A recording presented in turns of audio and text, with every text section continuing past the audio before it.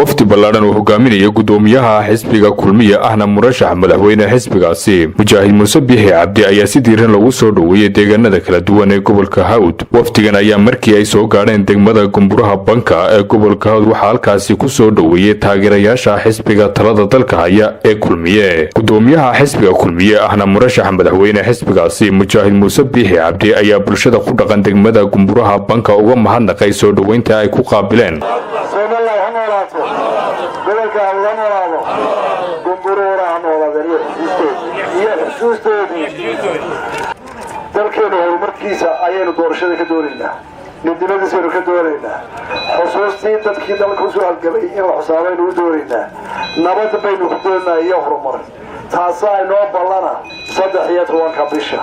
intaasi kadib waftigan uu hogaaminayay Gudoomiyaha xisbiga Kulmiye ahna murashax madaxweyne xisbigaasi Mujaahid Muuse Biixi Cabdi waxa loo galbiyay magaalada Gubadle ee xarunta Gobolka Hawd halkaasi oo taageerayaasha xisbiga Kulmiye ee magaalada Gubadle ee waftigan ku qaabileen soo dhaweyn mug iyo miisaan leh iyagoo ku labisan astaanta iyo calanka xisbiga talada dalka haya ee Kulmiye isla markaasina ku dhawaaqaya halkudhigyo ay ku muujinayaan taageerada baaxadda ay u hayaan xisbiga Kulmiye iyo murashax madaxweyne xisbigaasi Mujaahid Muuse Biixi Cabdi.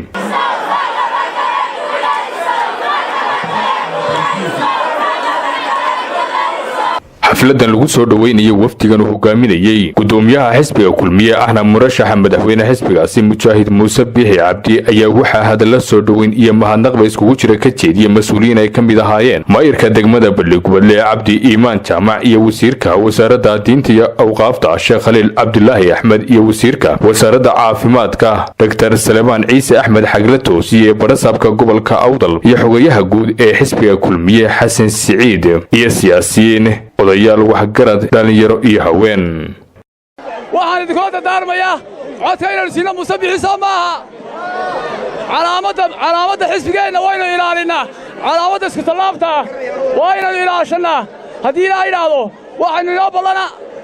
in maanta doorashada inaynu codka siino Muuse Biixi Cabdi soo ilaahay nagu oga socdaalkiisa dheeraa ama maaratoonkii iyo orodkii dheeraa ee dhammaanteen aynu garab soconnay ee loo ordayey sidii musharaxu uu noqon lahaa madaxweynaha mustaqbalka qariibka insha allahu tacaala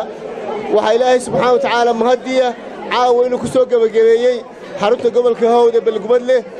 walaalayaal Muuse Biixi iyo reer Gubadle isbari maayo waxay la wadaa taariikh ayaynu wadaagnaa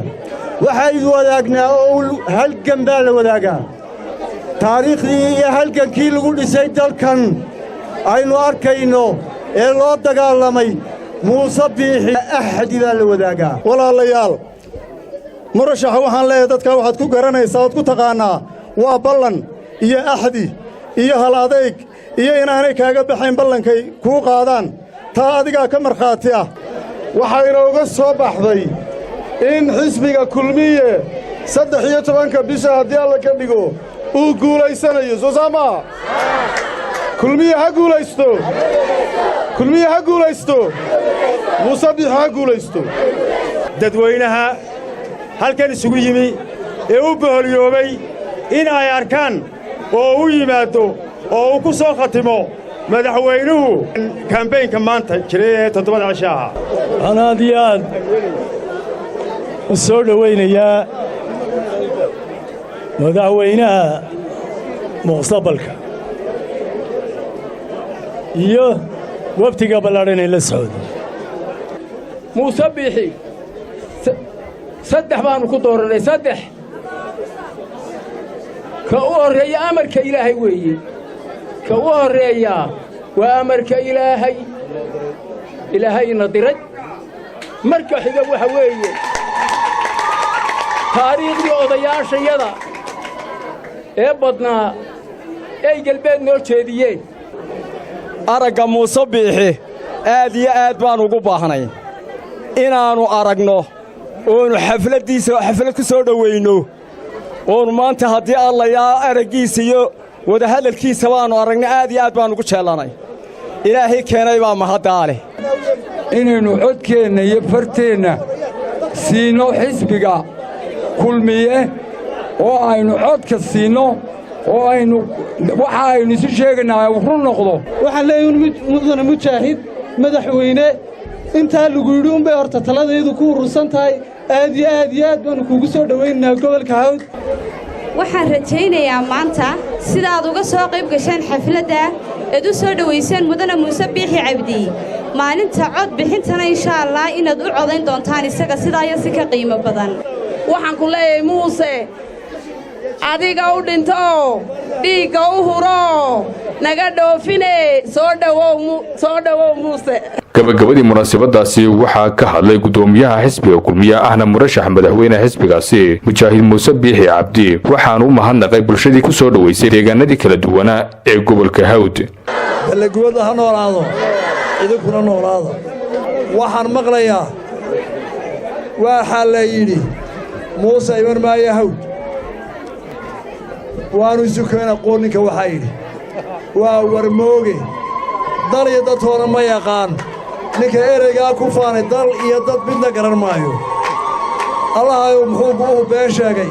ka inta dhaafi maayo waxaan soo gudbayaa gobolka Hawd aad iyo aad baan ugu dirsanay taageeradiina waana inaga dhaxaysay waana isku lahayn waana isu maqnayn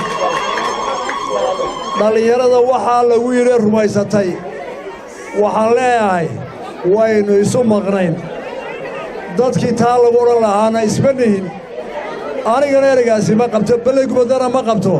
laakiin nimaan aqoon lahayn baa yidhi oo ka daba tegi maayo tartanka Hawd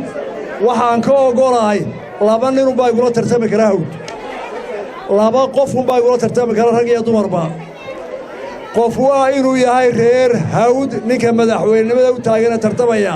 kaas wuu igula tartami karaa maanta nin reer Hawd ama gabadh reer Hawd may madaxweyne u taagan tahay miyay sharaxan tahay qof reer Hawd muu sharaxay yahay boorka ka jafo wixii kale iska taga